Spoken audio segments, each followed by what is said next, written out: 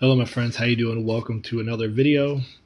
This video we're going to be taking a look at the teacher side of Google Classroom. Now we've looked at some of these settings already in a previous video, I think back in a couple weeks ago when we were just taking a look at understanding the stream, the classwork, all those things. And we were kind of looking at it from a student and teacher perspective. What I want to do is laser focus here on just the teacher side of things. And so some of this may be repetitive, but at least it's a good reminder of where things are. I'm also going to be sharing a little bit of my process, my workflow, not saying that it's the best way, but just so you can kind of see how you would use some of these. And then I'd just be curious for you. You can leave a comment letting me know and letting others know of your workflow, your process. How do you make the stuff work? So let me get a little sip of coffee and let's get into this bad boy rock and rolling from the teacher side of Google Classroom. So what we're looking at here is the main teacher dash. You've been here.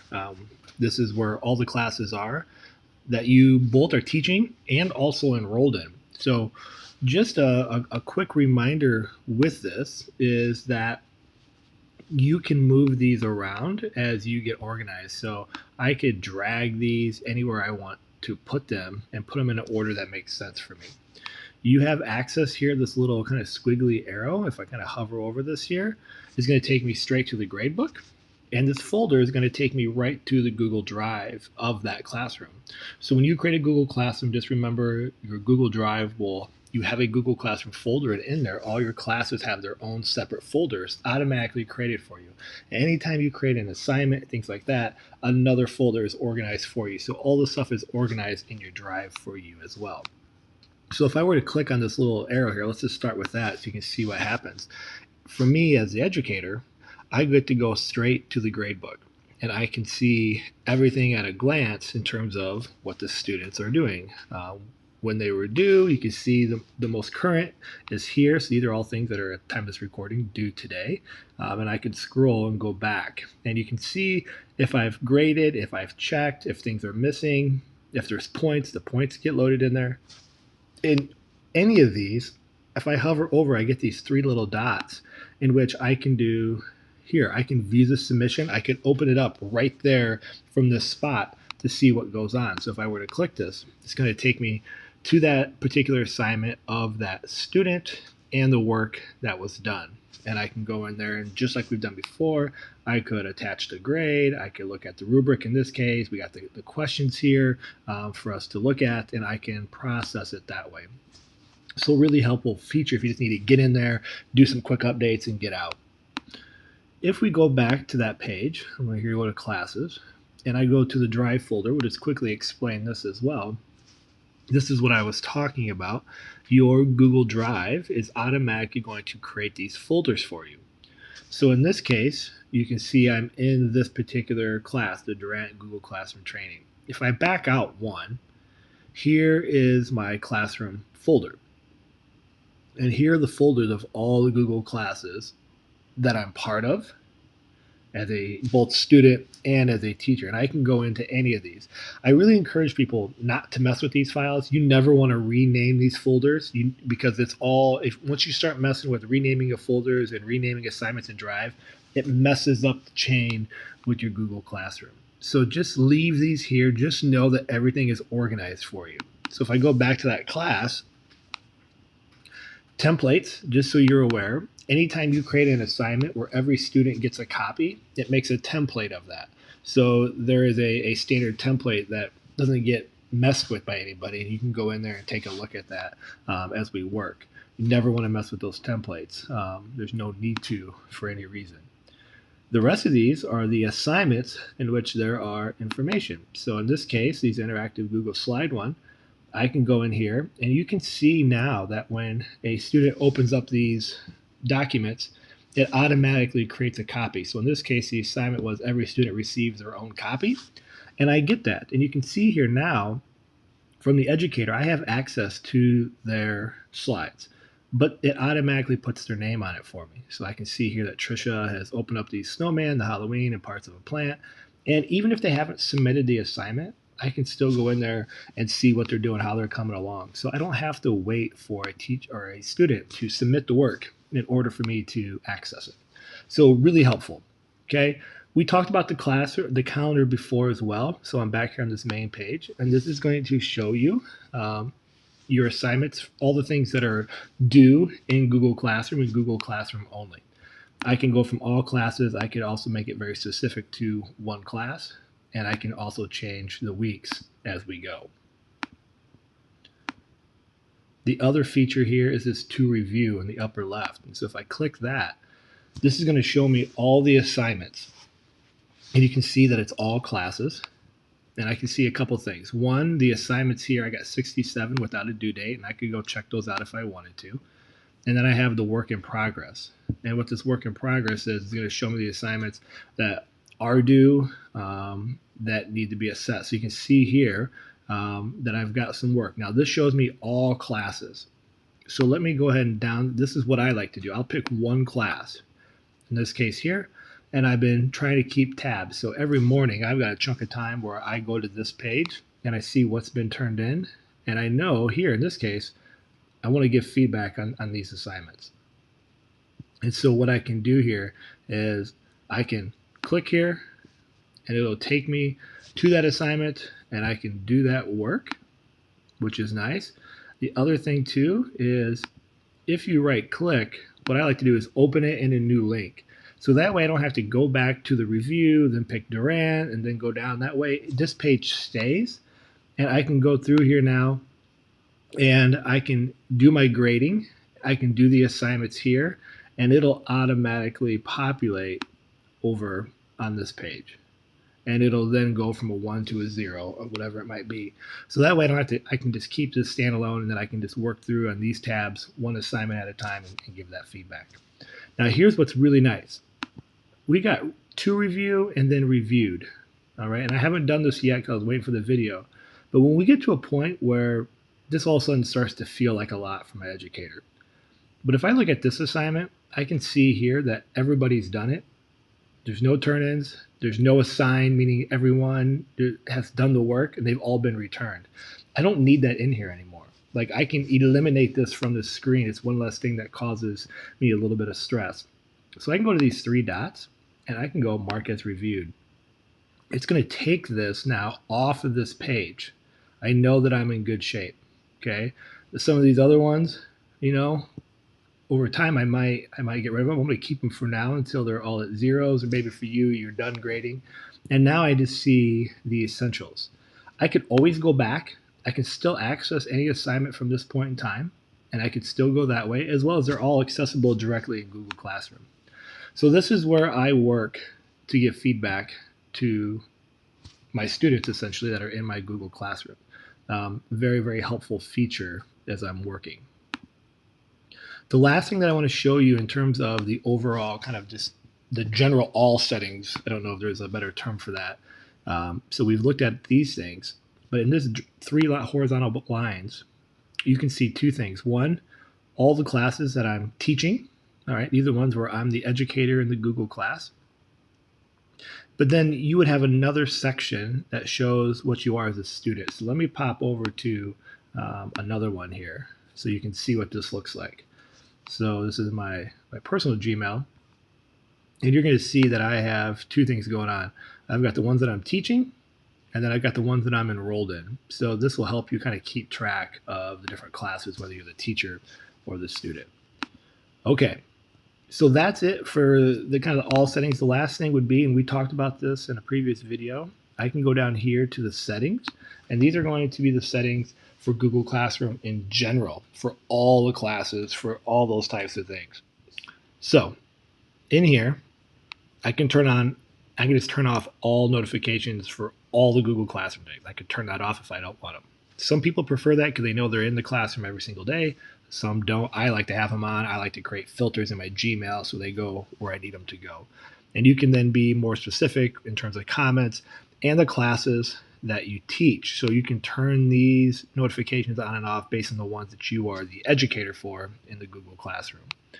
You could also go down here and be specific and turn the notifications on and off for a particular class. So if I don't want notifications set for this test class, I could turn this whole class off, but maybe I need them for this Durant one. So you have those settings there in the general Google Classroom settings. So those are settings just in general from this page in particular. Let's take a look then from the educator side when you're in your actual class. And this is more settings for you, more things to think about as we go. All right. So you're looking at a couple things here. One, here's my class code, the title of the course. Here is my Meet link I have turned on. So if students are in my Google Classroom, I can use the same link over and over and over again. I can have it in the header so it's just the same spot for kids to access time and time again. Makes life really easy. So let's look at these settings in general and how do we get there. What I'm going to do is go up here to this gear icon. And this gear icon now allows me to have settings for this particular Google class only. I can have the name. I could fill in this information if I want. The general, all right, I could have these invite codes turn on or off. I could reset them. I can copy this link and send it out if I need to get that out to a new student, or a kid moves online and you need to get them joined in. You can just copy this link right here, put it in email, boom, you're ready to go. The code itself is here, so they can still join by that code. And if I click here, say I'm teaching in class or online, I could just put this on so it's nice and big for people to be able to type in manually. In the stream, you have your settings here. Students can post and comment, so that's up to you if you want kids to be able to have access to the stream and post. Maybe you only want them to comment, and maybe you only want it where you are. So if I'm back in a classroom teacher, I'm keeping it this one. And then if I need any interaction from students, I'll pose a question. I will have a document. I'll use a Google form, things like that. I just like the stream to be as straightforward as possible. And I would just keep it this way where they know that the stream is where Mr. Maurer is going to post announcements and updates to the class. But you do you. Classwork on the stream. We've talked about this too. The show attachments and details is going to show every assignment. Everything you post in the classwork is going to be on the stream. It's going to be big. It's going to show all the things that are going to be attached. Everything is right there in the stream. The condensed notifications still shows all the things that you post from the classwork as well as your updates. And it just shows it in a much smaller section. And then hide notifications doesn't put any of that in there. The only thing it'll put in the stream is when you post updates. This is what I prefer. I like to train the students that the stream is for updates and announcements. The classwork is for all schoolwork. I'd like to try to keep those separated for just organization purposes. The Meet, if you want that link to be shown in the Google Classroom banner, you just turn this on right here. That's up to you, or you want that on or off. And you can turn it on and off as many times as you wish, but that's right there. And if you want to set up grading, you can. I don't do a whole lot of that in the Google Classrooms, but if you want to set that up, you can definitely do that if that's something that appeals to you. So those are the settings for the Google Classroom that you have as an educator. All right, so now you can see here the upcoming, as many of you are able to experience. These are all the things that are going on, that are soon to be due, and as you can click on that and kind of have access. You can see this is that to review and reviewed.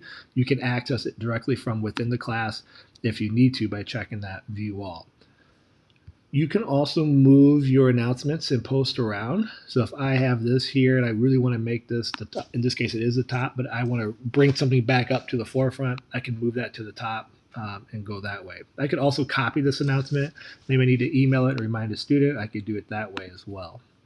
So this is all the stuff for your stream. Classwork tab, obviously this is where you're going to post your assignments using topics. When you go to create, these topics are going to be really important, whether you're doing it by subject or by the week. In this case, I'm using weeks for this course, and then numbering all the assignments so they flow, so you can see a cohesive pattern as we're working through things. You can move these around as much as you would like. So I can move this topic, I can drag this down. You can move these to fit your needs. And then what's nice, both as the educator as well as a student can do this too, is then I can pick a specific topic and only show that. So if I click resources, it's going to show me all just the resources that are in this particular class. I don't see all the other things posted in the classwork. So that's really nice too. You have a link here if you want to go right to that Google Meet. It's the same link as what's in the banner. All right. So you have that where you can join, you can see your Google Calendar, and you can get to your Drive if you need to. That's all right here. People tab is where you can see the students that are in the class, those that have joined and not joined. And so I can see I've got a double one here. So this might be a good time for me to go just click this. All right. I don't need that in there. And I could go into actions and I can just remove that real quick. Let's knock that one out. All right, right there. And boom, we are in. I can see my students, and as a student, as an educator, I can hit these three dots. I can email any student. I could select all of them, and I can go here to actions, and I could email them right from here as well. I can also get the Google Classroom link here. I could copy that and paste it and email it to a student. I could also just manually add their names and their email right here as well. So you've got that option. Here is for teachers. So you can add co-teachers. Maybe you need another person to see the work to help manage that and look at it. You can add as many teachers there as you would like. And the last tab here are the grades, which is what we saw at the very beginning, where I can go in and do my grading. I can add things, update, see everything that is going on. So those are just some of the nice features of the Google Classroom from the teacher side of things. The last thing that I'll share with you is, and we're going to get into this more here in greater detail, but when I go to create, I've got these options. A question, when I go to click on this, all right, I can pose a question. You can make the question right here in the question. You can give it the topic. You can put the question down here in the instructions, whatever it is you want to do. You can choose the type of question you would like to give, so people can actually click and vote right within the Google Classroom, which is nice, or you can do short answer where they respond. Over here, students can reply to each other, meaning they can see each other's answers. So if you want them to have some conversation, the question, you would check that. If you want it just for you, you would turn that off and only you would see the responses. And I always like to have the students can edit the answer in case they need to go back and change something. They realize they want to fix something, they can do that. And then you've got all your different options here. You can put it underneath a topic. You can change the point value. You can put the due date. I can give this to all students, or I can check which specific students I want to give it to. So that is a nice feature with that question. In the assignment, all right, same type of thing. All these are the same. We can upload a rubric if you need it in your instructions. And then the add, you can add from your Drive. You can add a link if it's from a website or another location, a file if it's on in your Drive or on your desktop, or a video for YouTube. And we're going to get into this more in future videos, but just know that those are there. Those are kind of the key things there as well. And then if you just want to have a material, that's what you use right here. And finally, what's really nice is you get using this more and more, you can reuse posts. So I can click this option here, and I can actually, as time goes on, I can pull assignments from other Google Classrooms that I have. So this is nice if you're using stuff from year to year, or you have separate classes and you create the assignment in one class and you realize, oh, I want to put in this other one, you can do that. So this becomes really nice as a feature, so you're not constantly trying to create everything from scratch over and over. And this is where I've seen educators work collectively as a grade group. If there's 2 or 3 fourth grade teachers, they would have one classroom, one hub where they're developing and sharing and curating all their lessons and materials, and they're using that reuse, and they're pulling it from that particular teacher hub into their own specific Google Classroom that they're using with their students. So all right, my friends, that was a lot. It's a lot going on there, but I wanted to at least let you know about all the things that are there for you as an educator, from the educator view. If you have any questions, feel free to reach out. I hope this is helpful. And if you already know all these things, awesome, phenomenal. Leave a comment. Let us know what else we didn't cover, other tips, tricks, ideas that you have found to be helpful, your workflow, all that good stuff. And if this is new to you, leave a comment. Let us know. What was something new that you didn't know before? All right, my friends, as always, stay awesome. Peace.